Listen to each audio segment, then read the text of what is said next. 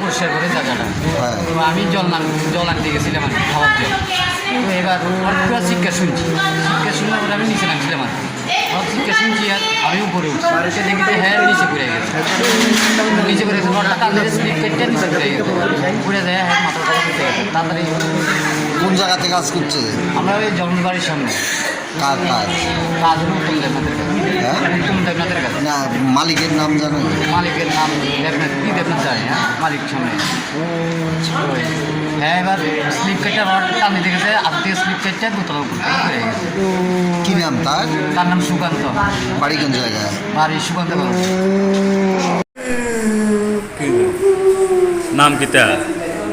নাম কি তাইনের? বাড়ি কোন জায়গায়? কি হয়েছে ঘটনাটা?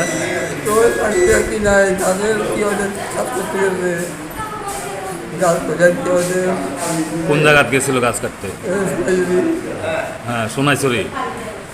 ও এরপর গাছের ঠাইল করে আপনার কি বড়